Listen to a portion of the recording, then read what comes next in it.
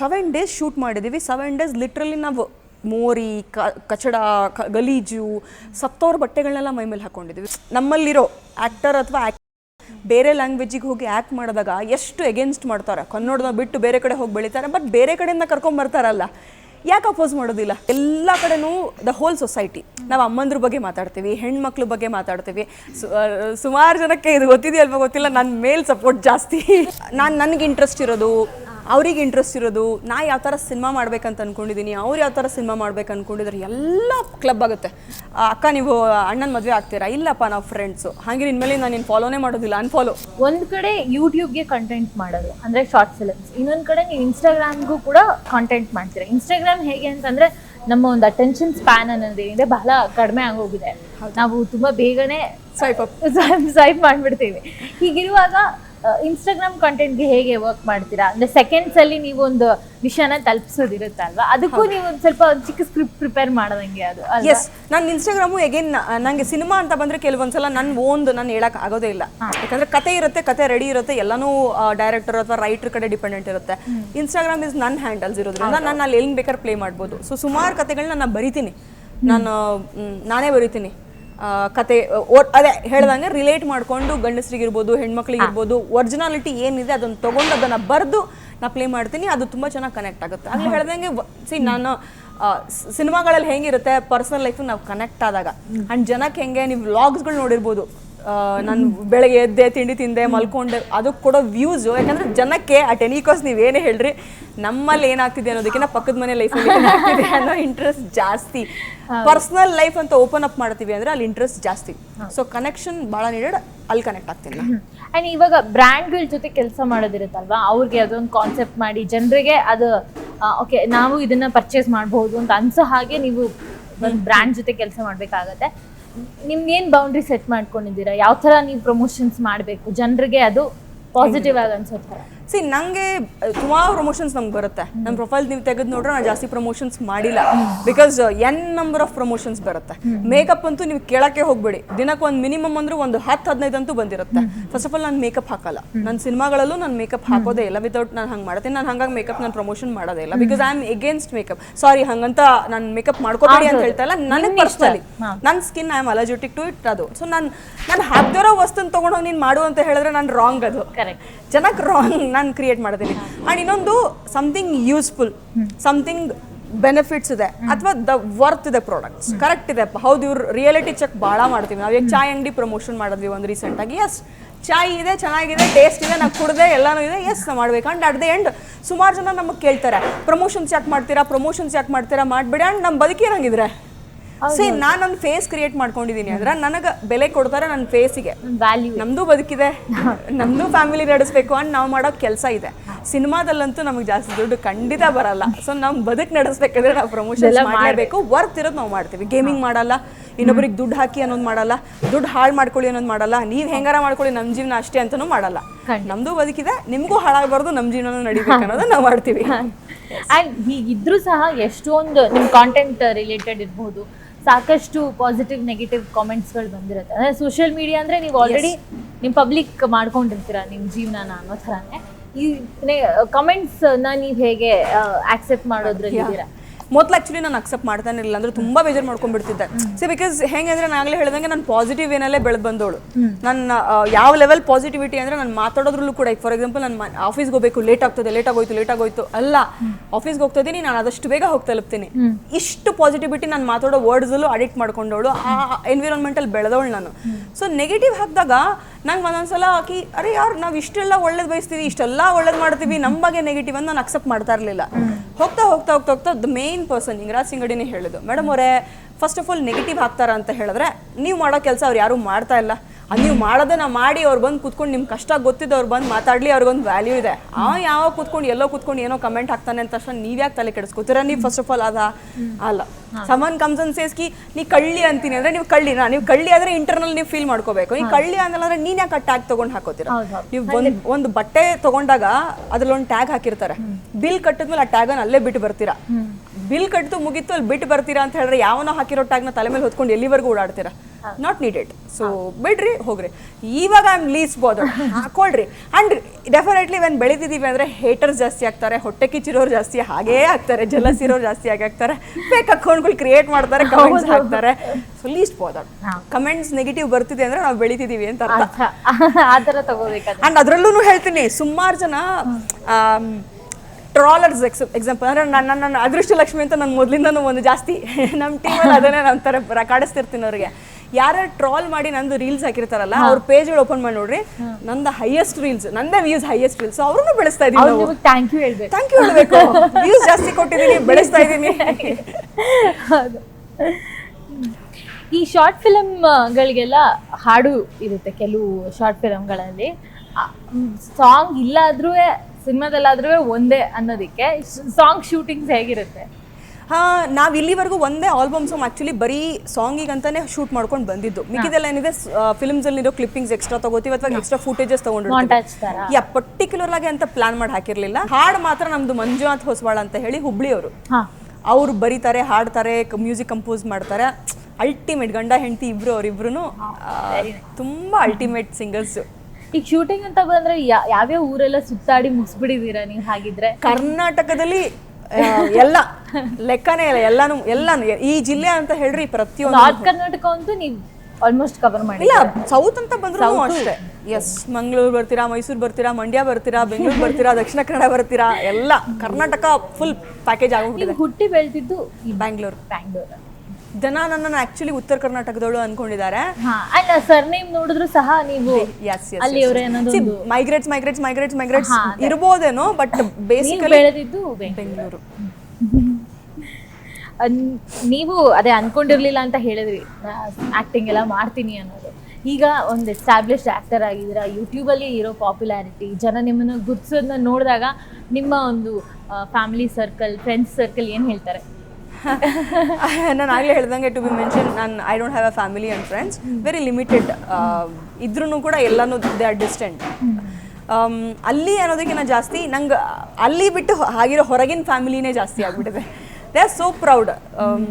ಅಂದರೆ ಈ ಲೆವೆಲ್ ನಾನು ಹೋಗ್ತೀನಿ ಅಂತ ನನಗೆ ಅನ್ಕೊಂಡಿರಲಿಲ್ಲ. ನಾನು ಫಸ್ಟ್ ಆಫ್ ಆಲ್ ಅನ್ಕೊಂಡೆ ಅವಳೆ, ಯಾಕಂದರೆ ನಾನು ಆ್ಯಕ್ಟಿಂಗ್ ಮಾಡಬೇಕಂತ ಅನ್ಕೊಂಡವಳೆ ಅಲ್ಲ.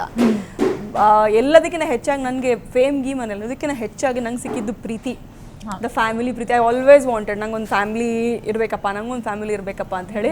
So I got that family. ಎಲ್ಲೇ ಹೋದರೂ ಮನೆ ಮಗಳ ಥರ ಮಾತಾಡಿಸ್ತಾರೆ, ಮನೆ ಮಗಳ ಥರ ನೋಡ್ಕೋತಾರೆ. ಕೆಲವೊಂದ್ಸಲ ಏನಾನ ಡೆಫಿನೆಟ್ಲಿ ಸ್ಯಾಡ್ ಆದಾಗ ಕೋಟ್ ಸ್ವೀಟ್ಸ್ ಹಾಕಿದ್ರೆ ಏನಾರ ಮಾಡಿದ್ರೆ, ಅಕ್ಕ ನಾವಿದ್ದೀವಿ ಬಾ ಅಕ್ಕ ಅಂತಾರೆ. It gives so much. ಉತ್ತರ ಕರ್ನಾಟಕ ನಂಗೆ ಕೊಟ್ಟಿದ್ದು ಬಹಳಷ್ಟು. ಕರ್ನಾಟಕ ಎಸ್, ಬಟ್ ಮೇನ್ಲಿ ನನ್ನ ಕೆರಿಯರ್ ಶುರು ಆಗಿದ್ದು ಉತ್ತರ ಕರ್ನಾಟಕ. ಉತ್ತರ ಕರ್ನಾಟಕ ಒಂಥರ ಏನು ವರ್ಡ್ಸೇ ಇಲ್ಲ ಅದನ್ನ ಅದ್ರ ಬಗ್ಗೆ ಮಾತಾಡೋದಕ್ಕೆ. ಆ್ಯಂಡ್ ಆಸ್ ಆಕ್ಟರ್ಸ್ ನನಗನ್ಸುತ್ತೆ ನಾವು ಜಾಸ್ತಿ ಸಮಯ ಕಳೆಯೋದು ಟೀಮ್ ಜೊತೆ. ಮನೆಯವ್ರ ಜೊತೆ ಖಂಡಿತ ಇರ್ತೀವಿ. ಶೂಟಿಗೆ ಅಂತೆಲ್ಲರೂ ಹೋದ್ರೆ ನಮ್ಗೆ ಗೊತ್ತಿಲ್ಲದೆ ತಿಂಗಳಲ್ಲಿ ಇಷ್ಟು ಸಮಯ ಅವ್ರ ಜೊತೆ ನಾವು ಜಾಸ್ತಿ ಕಳೆದ. ಬೆಂಗಳೂರಲ್ಲಿ ಇರೋದೇ ಕಮ್ಮಿ. ಇವು ನನ್ನ ಟೀಮ್ ಜೊತೆಗೆ, ಹಾಗಾಗಿ ನಾವು ಅಲ್ಲಿ ಒಂದು ಒಳ್ಳೆ ಫ್ಯಾಮಿಲಿ ಕ್ರಿಯೇಟ್ ಮಾಡ್ಕೋಬೇಕು. ಅದ್ ನೀವು ಮಾಡ್ಕೊಂಡಿದ್ದೀರಾ. ಅಂಡ್ ಉತ್ತರ ಕರ್ನಾಟಕದ ಬಗ್ಗೆ ನೀವೇನ್ ಹೇಳ್ತಾ ಇದ್ರಿ, ನನಗೂ ಬಹಳ ಹೆಮ್ಮೆ ಆಗುತ್ತೆ. ಯಾಕಂದ್ರೆ ಕರ್ನಾಟಕ ಅಂತ ತಗೊಂಡ್ರೆ ಉತ್ತರ ಕರ್ನಾಟಕದಲ್ಲಿ ಕನ್ನಡಕ್ಕೆ ಕೊಡುವಂಥ ಒಂದು ವ್ಯಾಲ್ಯೂ ಇರ್ಬೋದು. ಅವರು ನಮ್ಮನ್ನ ಅಪ್ಕೊಳ್ಳೋ ರೀತಿ ಬಹಳನೇ ಡಿಫ್ರೆಂಟ್. ಸಿ ಬ್ಯಾಂಗ್ಳೂರ್ ಅಂತ ಬಂದ್ರೆ ನಂಗೆ ಒಂದೊಂದ್ಸಲ ನಾವು ಫಾರಿನ್ ಅಲ್ಲಿ ಇದೀನಿ ಅನ್ಸ್ಬಿಡುತ್ತೆ. ಬಿಕಾಸ್ ಕನ್ನಡದವ್ರು ಸಿಗಲ್ಲ. ಒಂದು ಇಂಟರ್ನ್ಯಾಷನಲ್ ಸಿಟಿ ಆಗ್ಬಿಡಿದೆ. ನಾವೇನು ಮಾಡೋದಕ್ಕಾಗೋದಿಲ್ಲ. ಹೌದು, ಅಂದ್ರೆ ಲೈಫ್ ಸ್ಟೈಲು, ಜನ ಅಕ್ಕಪಕ್ಕ ಮಾತಾಡೋರು ಕಂಪ್ಲೀಟ್ ಇಂಗ್ಲಿಷೇ, ಕಂಪ್ಲೀಟ್ ಹಿಂದಿನೇ. ಅಂಡ್ ಇಂಟರ್ನ್ಯಾಷನಲ್ ಪ್ಲೇಸಸ್ ಅಲ್ಲೂ ಕೂಡ ರೆಕಗ್ನೈಸ್ ಆಗೋ ಸಿಟಿ ಬೆಂಗಳೂರು ಅಂದ್ರೆ ನಮಗ್ ಗೊತ್ತಿದೆ, ಇದು ಕರ್ನಾಟಕದಲ್ಲಿ ಇದೆ ಅಂತ ಗುರ್ತಿಡಿದೆ. ಹಾಗಾಗಿ ಇದು ಬೆಳೀತಾ ಇದೆ, ನಾವೇನು ಬದಲಾಯಿಸಕ್ ಆಗೋದಿಲ್ಲ. ಕನ್ನಡ ಅಂತ ಬಂದ್ರೆ ಎಸ್, ಉತ್ತರ ಕರ್ನಾಟಕ ಮತ್ತೆ ಹಂಗಂತ ಸೌತ್ ಅಲ್ಲಿ ಇಲ್ಲ ಅಂತ ಇದೆ, ಮೈಸೂರು ಮಂಡ್ಯ ಎಲ್ಲಾನು ಇದೆ. ಬಟ್ ಉತ್ತರ ಕರ್ನಾಟಕದಲ್ಲಿ ಏನಂದ್ರೆ ಅವ್ರು ಟಿಪಿಕಲ್ ಕನ್ನಡ ಮಾತಾಡೋದ್ರಿಂದ, ಮೈಸೂರು ಮಂಡ್ಯ ನೀವು ತಗೋತಿರೋದ್ರು ಕಂಗ್ಲೀಷ್ ಮಾತಾಡ್ತೀವಿ ನಾವು. ಕನ್ನಡ ಅನ್ನೋದಕ್ಕೆ ಕಂಗ್ಲೀಷ್ ಅಂತ ಮಾತಾಡ್ತೀವಿ. ಸೊ ಎಸ್, ಅನ್ಫಾರ್ಚುನೇಟ್ಲಿ ವಿಶೇಷ. ನಿಮ್ಮ ಒಂದು ಬಾಲ್ಯ ಹೇಗಿತ್ತು? ಚೈಲ್ಡ್ಹುಡ್ ಅಲ್ಲಿ ಭೂಮಿಕಾ ಹೇಗಿದ್ದು? Very dead opposite.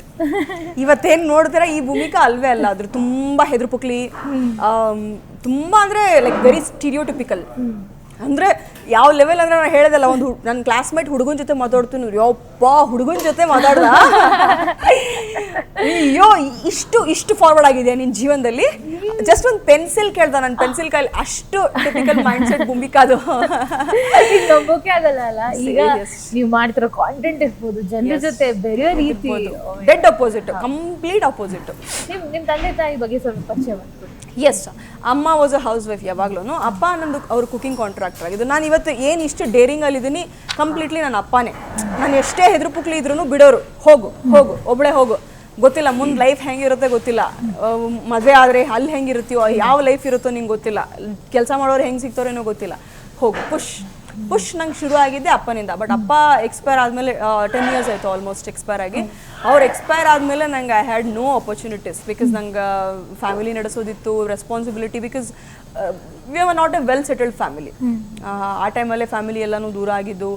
ಸೊ ನಂಗೆ ರೆಸ್ಪಾನ್ಸಿಬಿಲಿಟಿ ತೊಗೊಂಡು ಅದಕ್ಕೆ at the very Young age I took responsibility, complete house ಅಂತ ಹೇಳಿ. ಸೊ ಅಪ್ಪ ಅಮ್ಮ ಅಷ್ಟೇ, ಐ ಡೋಂಟ್ ಹ್ಯಾವ್ ಅಷ್ಟು, ಬಿಕಾಸ್ ತುಂಬ ಯಂಗ್ ಏಜಲ್ಲಿ ಅವ್ರು ಹೋಗಿದ್ರಿಂದ ನೀವು ಜವಾಬ್ದಾರಿ. ನಾನು ಹೆಂಗೆ ಅಂದ್ರೆ ಇವತ್ತು ಒಂದು ದಿನಕ್ಕೆ ಒಂದೊಂದ್ಸಲ ನನ್ನ ಥಾಟ್ ಪ್ರೊಸೆಸ್ ಹೆಂಗೆ ನಾನು ಗಂಡಸಿನ ಥರ ಯೋಚನೆ ಮಾಡಕ್ಕೆ ಶುರು ಮಾಡ್ತೀನಿ. ಬಿಕಾಸ್ ಮನೆ ರೆಸ್ಪಾನ್ಸಿಬಿಲಿಟಿ, ನಾವು ಬಿಹೇವ್ ಮಾಡೋದು ಹಂಗೆ ಇರುತ್ತೆ ಒಂದೊಂದ್ಸಲ, ಹುಡುಗಿ ಥರ ಆಡುವಂತಾರೆ. ನೀವು ಒಬ್ಬರೇ? ನನ್ನ ತಂಗಿ ಇದ್ದಾಳೆ. Yes, she is into IT, ನನ್ನ ಫೀಲ್ಡ್. ನಾವು ಉತ್ತರ ಕರ್ನಾಟಕದ ಬಗ್ಗೆ ಮಾತಾಡ್ತಾ ಇದ್ವಿ. ಅವ್ರು ನಿಮ್ಗೊಂದು ಅದ್ಭುತವಾದ ಟೈಟಲ್ ಕೊಟ್ಟಿದ್ದಾರೆ. ನೀವು ಉತ್ತರ ಕರ್ನಾಟಕದ ಕ್ರಶ್ ಆಗಿದ್ದೀರಾ. ಅಂದ್ರೆ ಇದು ನಾವು ಅನ್ಕೊಂಡು ಇರಲ್ಲ, ನಮ್ಗೆ ಈ ಥರ ಎಲ್ಲ ಟೈಟಲ್ ಕೊಡ್ತಾರೆ ಏನು ಅಂತ. ಆ್ಯಂಡ್ ನಾವು ಎಲ್ಲೂ ಹೇಳಿರಲ್ಲ, ಇದು ಅವರಾಗೆ ಕೊಟ್ಟಿರೋಂಥ ಒಂದು ಗಿಫ್ಟ್ ನಿಮಗೆ. ಅನ್ಕೊಂಡಿದ್ರೆ ಈಗಲೂ ಎಷ್ಟು ಜನ ಹಾಗೆ ಕರೀತಾರೆ ನಿಮ್ಮನ್ನ? ಕೆಲವೊಂದು ಇಲ್ಲ, ಸುಮಾರು ಜನ ಕರೀತಾರೆ ಅದನ್ನ, ಇವಾಗಲೂ ಅದು ಕಂಟಿನ್ಯೂಟಿ ಇದೆ. ಅದೇನು ಬಿಟ್ಟಿಲ್ಲ. ಅವಾಗ ಹೆಂಗಿತ್ತಂದ್ರೆ ಅದೇ ಹಳೆ ಲವ್ ಸ್ಟೋರಿ. ಅದಕ್ಕೆ ಮುಂಚೆ ಇದೆಂತ ಪ್ರೀತಿನಲ್ಲಿ ಸೀರೆ ಹಾಕೊಂಡು ಮಾಡಿದ್ದು, ನಿನಗೆ ಅರ್ಪಣೆ ಅಂತ ಜಸ್ಟ್ ಒಂದು ಚೂಡಿದಾರ್ ಹಾಕೊಂಡು ನಾನು ಮಾಡಿದ್ದು. ಅಲ್ಲೇನು ಚೆನ್ನಾಗಿ ಅನ್ನೋ ಥರ ನಾನೇನು ಹೈಲೈಟ್ ಆಗಲಿಲ್ಲ. ಅದೇ ಹಳೆ ಲವ್ ಸ್ಟೋರಿನಲ್ಲಿ ಅವಳು NRI ಇರ್ತಾಳೆ.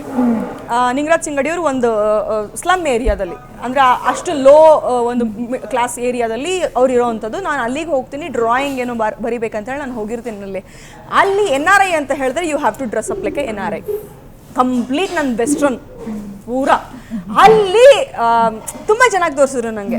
ನಾನು ಬೆಂಗಳೂರಲ್ಲಿ ಇದ್ದಿದ್ದು ಮತ್ತು ನನ್ನ ಮನೆ, ನನ್ನ ಲೈಫ್ ಸ್ಟೈಲ್ ಎಲ್ಲ ನಾನು ಕಂಪ್ಲೀಟ್ಲಿ ನಾನು ವೆಸ್ಟ್ರನಲ್ಲೇ ಇವಾಗ ಬಿಟ್ಬಿಟ್ಟಿದ್ದೀನಿ ಆ್ಯಕ್ಚುಲಿ ಹಾಕೊಳ್ಳೋದು. ಇಲ್ಲಾಂದರೆ ನಾನು ಕಂಪ್ಲೀಟ್ಲಿ ವೆಸ್ಟ್ರನಲ್ಲೇ. ನಾನು few years I was in abroad. So ನಾನು ಕಂಪ್ಲೀಟ್ಲಾಗಿ ವೆಸ್ಟ್ರನಲ್ಲೇ ಇದ್ದವಳು. ಅಲ್ಲಿ ನನ್ಗೆ ಈಸಿ, ನನ್ನ ವೆಸ್ಟರ್ನಲ್ಲಿ ನಾನು ತೋರಿಸ್ಬೇಕಂದಾಗ ಅಲ್ಲಿ ಆ್ಯಕ್ಚುಲಿ ಅದು ಶುರು ಆಗಿದ್ದು. ಅಲ್ಲಿ ಶುರು ಆಯಿತು. ಅಲ್ಲಿ ಒಂದೇ ಹುಡುಗ ಅವ್ನು ಆ್ಯಕ್ಚುಲಿ ಫೋಟೋ ಇದನ್ನು ಹಾಕಿದ್ದು. ಅವ್ನ ಹೆಸರು ಇದೆ ನಂಗೆ ಗೊತ್ತಿದೆ ಇವಾಗಲೂ, ವಿಠಲ್ ಅಂತೇಳಿ ಅವನ ಹೆಸರು. ಐ ಥಿಂಕ್ ಗೋಕಾಕ್ ಹುಡುಗ, ಅವನು ಚಿಕ್ಕ ಹುಡುಗ. ಅವನು ನನಗೆ ಪೋಸ್ಟ್ ಹಾಕಿದ, ನನ್ನ ಕ್ರಶ್ ಇವಳು ಅಂತೇಳಿ ಅವನು ಆ್ಯಕ್ಚುಲಿ ಹಾಕಿದ್ದು. ಅವನಿಗೆ ನಾನು ಹಾಕ್ದೆ, ಹೇಳಿದಲ್ಲ ಏನೇ ಇದ್ರೂ ಟಿಪಿಕಲ್ ಸ್ಟೀರಿಯೋಟಿಪಿಕಲ್ ಆ ಡಿಸೆಂಟ್ ಅದೆಲ್ಲ ಇದ್ದಿದ್ದರಿಂದ ಪ್ಲೀಸ್ ಬ್ರದರ್ ನನಗೆ ಕ್ರಶ್ ಗಿಶ್ ಅಂತೆಲ್ಲ ಹಾಕೋಕೆ ಹೋಗ್ಬಿಡಿ, ನನಗೆ ಒಂದು ಒಳ್ಳೆ ಇಮೇಜ್ ಕ್ರಿಯೇಟ್ ಮಾಡಬೇಕಂತ ನಂಗೆ ಇಷ್ಟ ಇದೆ, ಪ್ಲೀಸ್ ಹಾಕೋಕೆ ಹೋಗ್ಬೇಡಿ. ಆ ಹುಡುಗ ಶುರು ಮಾಡಿದ್ದು ಅಲ್ಲಿಂದ crush crush crush crush crush ಅಂತ ಹೋಗೋದು UK ಕ್ರಶ್ ಆಗೋಯ್ತು. ಉತ್ತರ ಕರ್ನಾಟಕ ಕ್ರಶ್ ಇವಳು. ನನ್ನ ಫಾಲೋಯಿಂಗ್ ಗ್ರೂಪ್ ಅದಕ್ಕೆ ಹೇಳಿದ್ದು ನಿಮ್ಗೆ, ಏಜ್ ಗ್ರೂಪ್ ಎಲ್ಲಾನು 18 to 34 ಮೆನ್ ಗ್ರೂಪ್. ಅಲ್ಲ, ಅವ್ರಿಗೂ ಯಾವ ಗಳಿಗೆಗೆ ನೀವು ಕ್ರಶ್ ಅಂತ ಅನ್ಸಿರ್ತಿರೋ ಹೇಳಕ್ ಬರೋದಿಲ್ಲ. ಅದು ಇವಾಗ ನಿಮ್ಗೆ ಸೇರ್ಬೇಕಂತಿತ್ತು, ಅದು ಸೇರಿದೆ. ಇಲ್ಲ, ಇದು ಮ್ಯಾನಿಫೆಸ್ಟೋ ಯೂನಿವರ್ಸ್ ಇದೆಲ್ಲ ನಾನು ತುಂಬಾ ಬಿಲೀವ್ ಮಾಡ್ತೀನಿ. ನಮ್ಮ ರಶ್ಮಿಕಾ ಮಂದಣ್ಣ ಅವ್ರಿಗೆ ನ್ಯಾಷನಲ್ ಕ್ರಶ್ ಅಂದಾಗ I always use to think ನಾನು ಏನಾರ ಕ್ರಶ್ ಆಗ್ಬೇಕಲ್ಲ, ನಾನು ಏನಾರ ಕ್ರಶ್ ಆಗ್ಬೇಕಲ್ಲ ನೋಡ್ರೆ it came out. Very special crush. ಹಾಗೆ ನಿಮ್ಮ ಪ್ರಾಜೆಕ್ಟ್ಸ್ಗಳ ಬಗ್ಗೆ ಮಾತಾಡಿದ್ರೆ ಇನ್ನೊಂದು ಮುದ್ದಿನ ಹೆಂಡತಿ ಅನ್ನೋದು ಒಂದು ಸೀರೀಸ್ ತರನೇ ಆಗೋಯ್ತದು. ಅಂದ್ರೆ ಪ್ಲಾನ್ ಆಗಿ ಮಾಡಿದಂತ ಸೀರೀಸಾ ಅಥವಾ ಜನರ ರೆಸ್ಪಾನ್ಸ್ ನೋಡಿ ನೀವು ಕಂಟಿನ್ಯೂ ಮಾಡಿ? ಫಸ್ಟ್ ಎಪಿಸೋಡ್ ಒಂದು ಮಾಡಿದ್ವಿ. ಅದರಲ್ಲಿ ಮದುವೆ ಆಗ್ತಾಳೆ, ಆಮೇಲೆ ಲವರ್ ವಾಪಸ್ ಬರ್ತಾನೆ, ಅಫೇರ್ ಇಟ್ಕೋತಾಳೆ. ಹತ್ತಿದ್ದೀನಿ ಅಂದ್ರೆ ಸರ್ ಜೀವನದಲ್ಲಿ ಒಂದು ಬಾಯ್ ಫ್ರೆಂಡ್ ಅಲ್ಲಿ ಇದ್ದವನ್ನೆಲ್ಲ ಒಂದು ಮೋಸ ಮಾಡ್ದವಳಲ್ಲ ನಾನು, ನನ್ನ ಕರ್ಕೊಂಡೋಗಿ ಹಿಂಗೆ ಮಾಡ್ತಿದ್ದೀರಾ ಸಾಹೇಬ್ರೆ, ನನ್ನ ಹೆಸರು ಹಾಳು ಮಾಡ್ಬೇಕಂತಿದ್ದೀರಾ. ಮತ್ತೆ ಆಗಲೇ ಇಮೇಜ್ ಕ್ರಿಯೇಟ್ ಆಗಿಬಿಟ್ಟಿತ್ತು. ಭೂಮಿಕಾ ಅಂದ್ರೆ ಭಾಳ ಒಳ್ಳೆಯವಳಪ್ಪ. ಸುಮಾರು ಜನ ನನ್ನ ಕೆಲವೊಂದು ಕ್ಯಾರೆಕ್ಟರ್ಸ್, ಫಾರ್ ಎಕ್ಸಾಂಪಲ್ ಮಾಡರ್ನ್ ಡ್ರೆಸ್ಸಿಗೆ ವೆಸ್ಟರ್ನ್ ಡ್ರೆಸ್ ಕ್ಯಾರೆಕ್ಟರ್ಸ್ ನಾನು ಕರೆಯೋದೇ ಇಲ್ಲ, ಯಾಕಂದ್ರೆ ಭೂಮಿಕಾ ಮಾಡಲ್ಲಪ್ಪ, ಮಾಡ್ತೀನಿರಪ್ಪ ಕರೀರಿ. ಹಾಗೆ ಒಂದು ಇಮೇಜ್ ಕ್ರಿಯೇಟ್ ಆಗಿತ್ತು. ಅಕ್ಕ ಅಂದ್ರೆ ದೇವ್ರು ನಮಗೆ. ಇಲ್ಲಿ ಹಾಳು double, because she is negative. ಮದುವೆ ಆಗಿದ್ರು ಮತ್ತು ಗಂಡ ತುಂಬಾ ಒಳ್ಳೆಯವನು, ಹೆಂಗೆ ಅಂದ್ರೆ ಪಾದ ಪೂಜೆ ಮಾಡ್ತಾನೆ ದಿನ, ಅಲ್ಲಿವರೆಗೂ ಒಳ್ಳೆಯವನು. ಅವಳು ಅಫೇರ್ ಇಟ್ಕೋತಾಳೆ ವಿತ್ ಎಕ್ಸ್ ಬಾಯ್ ಫ್ರೆಂಡ್. ಒಂದೇ ಎಪಿಸೋಡ್ ಅಂತ ಹೇಳಿ ಮಾಡಿದ್ದು ಹೆವಿ ವ್ಯೂಸ್ ಹೋಗ್ಬಿಡ್ತು. ಹೆವಿ ವ್ಯೂಸ್ ಅಂದರೆ ನಾವು ಅನ್ಕೊಂಡು ಇರಲಿಲ್ಲ ಹಂಗೆ ಹೋಯ್ತದು. ಸೊ ಸರಿ ಸೀರೀಸ್ ಶುರು ಮಾಡೋಣ ಸರ್. ಸೀರೀಸ್ ಶುರು ಮಾಡಿ ಮಾಡಿ ಮಾಡಿ ಮಾಡಿ ಮಾಡಿ ನಂಗೆ ತುಂಬ ಭಯ ಆಯಿತು. ಪ್ರತಿ ಶೂಟಿಂಗಲ್ಲೂ ಜಗಳ ಮಾಡಿದ್ದೀನಿ. ಬೇಕಾದ್ರೆ ನೀವು ಅವ್ರನ್ನ ಕೇಳ್ರಿ ಹೇಳ್ತಾರೆ, ಭೂಮಿಕಾ ಅಂದ್ರೆ ಜಗಳ ಮಾಡ್ತಾಳಪ್ಪ ಅಂತಾರ. ಪ್ರತಿ ಶೂಟಿಂಗಲ್ಲೂ ನನ್ನ ಜಗಳ, ನನ್ನ ಹೆಸರು ಹಾಳು ಮಾಡ್ತಾ ಇದ್ದೀರಾ, ನಂಗೆ ಗೊತ್ತಿದೆ. ಆದ್ಮೇಲೆ ನನ್ನ ಕೆರಿಯರ್ ಮುಗೀತು, ನಾನು ಕರೆಯೋದಿಲ್ಲ ಜನ, ಎಲ್ಲಿ ಸಿಕ್ಕರು ಬಡಿತಾರೆ ನನಗೆ. ಬಟ್ ಹಂಗಾಗಲಿಲ್ಲ. ಕ್ಯಾರೆಕ್ಟರ್ ಅಷ್ಟೇ ನೋಡ್ರು. ಇಲ್ಲ ಕೆಲವೊಂದು ಎಫೆಕ್ಟ್ ಹೊಡಿತು, ನೆಗೆಟಿವ್ ಏನು ಹೋಗ್ಲಿಲ್ಲ. ಸಿಕ್ಕದಾಗಲ್ಲ ಅಕ್ಕ ನೀ ನಂಗೆ ಮೋಸ ಮಾಡ್ಬೇಡಕ್ಕ, ಅಣ್ಣಂಗೆ ಹಂಗೆ ಮೋಸ ಮಾಡ್ಬೇಡಕ್ಕ, ನನ್ನ ಜೀವನದಲ್ಲ ಮಾಡ್ತಾ ಇದೀನಿ ಮೋಸ. ಅಂದ್ರೆ ಎಷ್ಟು ಮನ್ಸಿಗೆ ತಗೋತಾರೆ ಅಲ್ವಾ ಆಕ್ಚುಲಿ ಏನಕ್ಕೆ ತಗೊಂಡ್ರು ಅಂದ್ರೆ, ನಂಗೆ ಇದನ್ನ ಮಾಡುವಾಗ ಸಾಹೇಬ್ರು ಹೇಳ್ತಿದ್ರು, ಮೇಡಮ್ ಅವರೇ ದ ಫ್ಯಾಕ್ಟ್ ಇದು ಜಮಖಂಡಿನಲ್ಲಿ ನಡೆದಂತಹ ಒಂದು ಕತೆ. ಎಸ್, ಅವಳು ಹತ್ರ 4 ಸಲ ಏನೋ ಬಿಟ್ಟು ಓಡೋಗಿದ್ಲಂತೆ, ಗಂಡನ್ ಬಿಟ್ಟು ಓಡೋದ್ರು. ಬಟ್ ಸ್ಟಿಲ್ ಪಾಪ ಗಂಡ ಕರ್ಕೊಂಡ್ಬಂದು ನನ್ನ ಹೆಂಡ್ತಿನೇ ನಂಗೆ ದೇವ್ರು ಅನ್ನೋ ಥರ ಇದಾನೆ ಅವನು, ಇನ್ನೂ ಇದಾನೆ ಆ ಗಂಡಸು. ಸೊ ರಿಯಲ್ ಫ್ಯಾಕ್ಟ್ ಇದರಿಂದ ಅವ್ರು ಅಂದ್ರು, madam the reality of society. So please ಏನೂ ಆಗೋದಿಲ್ಲ, ಪ್ರತಿ ಶೂಟಿಂಗೆಲ್ಲ ನಾಡೋದು, ಜಗಳ ಮಾಡೋದು, ಇವ್ರು ಬಂದು ನನ್ನ ಸಮಾಧಾನ ಮಾಡೋದು. ಬಟ್ ಇಲ್ಲ, ಅದಕ್ಕೆ ಎಂಡಲ್ಲಿ ಮೆಸೇಜೇ ಹಾಗೆ ಇತ್ತು. ವಾಟ್ ಎವರ್ ಇಟ್ ಈಸ್, ಮದುವೆ ಆದ್ಮೇಲೆ ಮುಗೀತು, ಬೇಡವಾ ಬಿಟ್ಟು ಹೋಗ್ಬಿಡ್ರಿ, ಜೊತೆಗಿದ್ದು ಮೋಸ ಮಾಡಿದ್ರೆ ಅದು ಹೇಳ್ತಾರಲ್ಲ, ಏನೇ ಕೆಟ್ಟದ್ ಮಾಡಿದ್ರು ಅಡ್ದ ನಿಮಗೂ ಕೆಟ್ಟದೇ ಆಗೋದು. ಬರುತ್ತೆ ವಾಪಸ್. ಎಸ್ ಎಸ್, ಕರ್ಮ ಇಸ್ ಎ ಬಿಚ್ ಅಂತಾರಲ್ಲ, ಹಾಗೆ ಟ್ರೀಟ್ ಬರುತ್ತೆ ಅದು.